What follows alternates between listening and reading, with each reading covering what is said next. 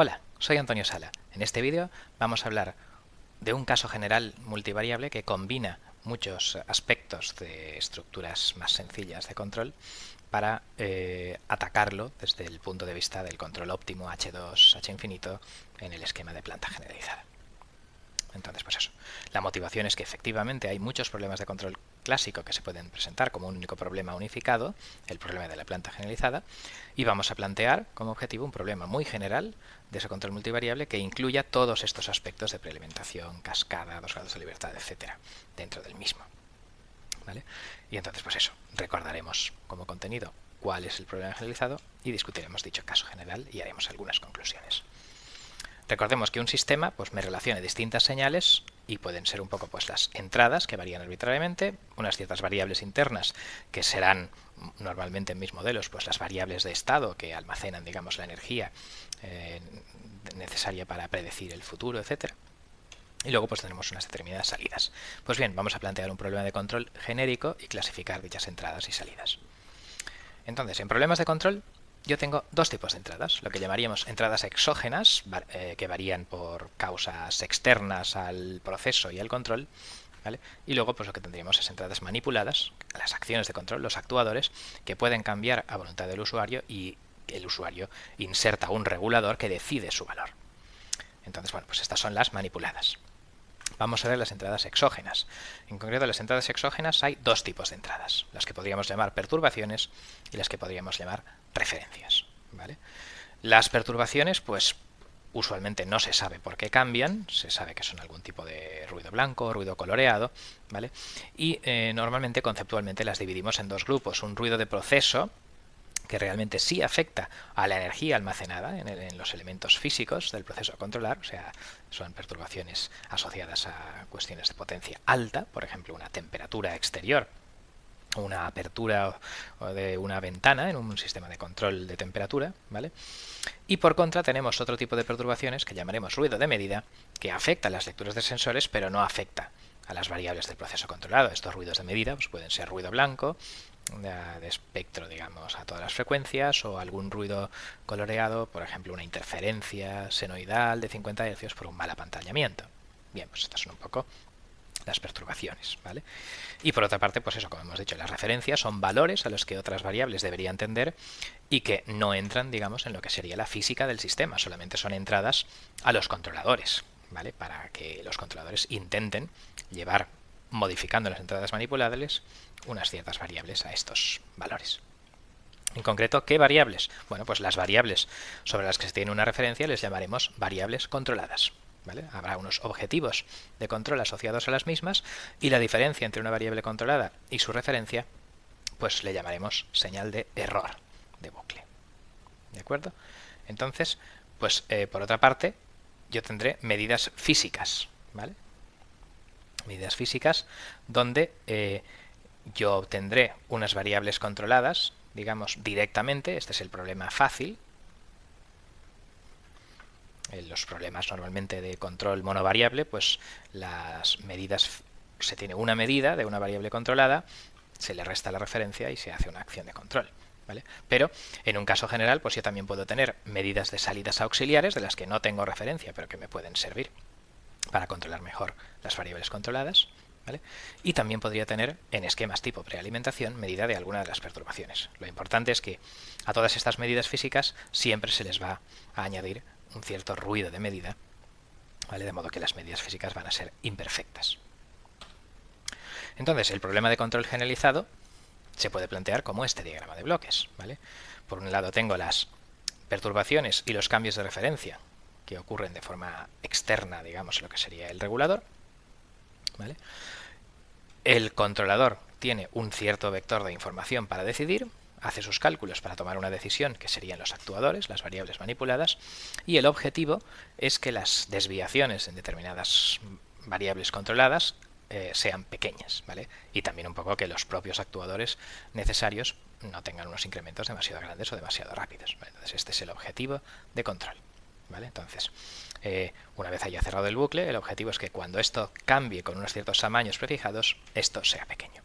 Es un único diagrama de bloques que representa muchos tipos diferentes de problemas de control y un único marco de control para los teóricos para buscar soluciones a este problema. En un caso general multivariable, como el que vamos a ver, pues tenemos, por ejemplo, vamos a incorporar todas estas posibles variaciones de problemas de control dentro de un único diagrama de bloques. Hablaremos de control con 2 grados de libertad, metiendo referencias y medidas físicas separadamente al control. Si lo óptimo es restarlo, como en el control de un grado de libertad, pues lo hará el regulador, pero si lo óptimo es filtrarlas de forma separada, pues le dejaremos al optimizador que lo decida. Incorporemos también prealimentación, algunas perturbaciones de ruido de proceso que sean medibles. Las variables controladas, pues algunas tendremos sensor, pero en otras variables controladas pues no dispondremos de sensor y haremos, por lo tanto, lo que se denomina control indirecto o control inferencial, de modo que utilizaremos las medidas de lo que tengamos, bien de algunas variables controladas o bien de variables auxiliadas, para inferir, para observar, para estimar el valor de dichas variables y tratar de llevarlos a la referencia. Las medidas de variables auxiliares, pues si no tengo referencia para ellas, pues podrían también significar esquemas de control en cascada, que también van a ser incorporados a todo esto. También los sensores, pues podrían tener una dinámica, con lo que se llamaría esquemas de realimentación no unitaria. Está claro que si solo fuera un cambio de unidades, una estática de voltios a grados o algo así, pues entonces el problema sería básicamente trivial, ¿vale? Pero en general, pues yo podría tener unos sensores cuyo diagrama de Bode fuera este, ¿vale? Y tuvieran un ancho de banda limitado, ¿vale? Y por tanto fuera necesario considerar dicha dinámica. Y por último, pues en todo problema de control multivariable debemos tener objetivos de control sobre las propias variables manipuladas, sobre los actuadores. Como los actuadores tienen unos márgenes de saturación y unos anchos de banda limitados, pues no puedo abrir una válvula más del 0 y 100% y tampoco puedo abrirla y cerrarla 20 veces por segundo, pues entonces mis soluciones de control deben dar unas variables manipuladas que no sean ni muy grandes ni muy rápidas. Bueno, pues todo esto vamos a incorporarlo en el siguiente diagrama de bloques. En concreto, pues es este que tenemos aquí. Vamos a analizarlo, ¿vale? Recordemos los 4 elementos del problema generalizado. Las entradas externas, los objetivos de control, ¿vale? Esto debe ser pequeño, cuando esto tiene una cierta amplitud, una cierta variación, ¿vale? Y para que eso sea pequeño hay una cierta información al controlador y el controlador debe tomar una cierta decisión, ¿vale? Entonces, comencemos por aquí. Pues bueno, la decisión básicamente son las variables manipuladas, ¿vale? Que entrarán a determinado proceso físico y deberán contrarrestar o filtrar los efectos de estas entradas externas. Entonces, por una parte tenemos el ruido de proceso que se mete al proceso físico, ¿vale? Y ese ruido de proceso, pues algunos de los elementos de ese ruido de proceso son no medibles y otros pues sí son medibles, ¿vale? Entonces pues podríamos tener un sistema de control de temperatura con un sensor de temperatura exterior y entonces eso sería una perturbación medible, pero en fin, si en otro problema de control pues no lo tuviera, pues esa perturbación de ruido de proceso estaría en este grupo que no va a ningún sitio, ¿vale? Entonces, este ruido de proceso pues y mis actuadores pues hacen que varíen sus estados internos y su energía, y algunas funciones de esos estados internos pues son las variables controladas, ¿vale? Entonces las variables controladas pues se deben comparar con un punto de funcionamiento o una referencia, que son estas entradas exteriores, ¿vale? Y su diferencia pues será un error que yo querré que sea pequeña. Esas variables controladas pues pueden ser variables controladas y sí medidas, que es pues el estándar, como decíamos, en problemas de control sencillos, pero también podríamos tener un grupo o la totalidad a lo mejor de esas variables controladas no medidas. Entonces, el controlador dispone de las medidas de este subconjunto de variables controladas y también podría disponer de medidas de unas salidas auxiliares para las que no tuviera referencia, pero que las pudiera gastar para estimar mejor estas variables o para estimar mejor determinados estados internos que a su vez podrán ayudarme a controlar mejor estas variables. Bueno, pues las variables controladas medidas, las variables auxiliares y las perturbaciones medibles forman el bloque de señales físicas de las cuales el controlador sí que tiene información. Entonces habrá un ruido de medida que entrará por aquí, que se añadirá, digamos, a estas señales físicas y que también pasará por una posible dinámica de sensores si tiene un ancho de banda lento, y entonces esto constituirá un conjunto de medidas físicas imperfectas, ¿vale? Sujetas a retrasos por la dinámica y a ruidos de medida, ¿vale? Que serán la única información imperfecta que tendrá el controlador sobre lo que realmente está pasando aquí dentro, ¿vale? Lo que ocurre es que este controlador, claro, como conocerá el modelo de todo esto, pues podrá utilizarlas para observadores, filtros, reguladores, etcétera. Entonces, pues estas medidas físicas, junto con las referencias que entran por aquí, pues son la información al controlador. Podemos observar que efectivamente las referencias no entran para nada al proceso físico porque, como decíamos, las referencias son solamente una señal de información al controlador y de información, digamos, pues al árbitro de este juego para comprobar si estas y estas se parecen, ¿vale? Pues el controlador utilizará esta información para que el error sea pequeño. Bien, pues con todo esto tenemos aquí la representación, ¿vale?, de una planta generalizada que incorpora, pues eso, controles en cascada, prealimentación, control inferencial, varias medidas y, por último, claro, incorpora esta ponderación de los actuadores, o sea, esto habrá que tener algunos escalados o algo para ver un poco, decidir si compensa o no reducir un error según si la acción necesaria para cancelarlo es muy grande o muy pequeña. Bien, pues este problema general es el que incluye básicamente un montón de configuraciones clásicas de control y es difícil imaginar un problema de control óptimo que no pueda ser escrito de esta forma, ¿vale? Entonces, pues es un problema generalizado que se puede resolver.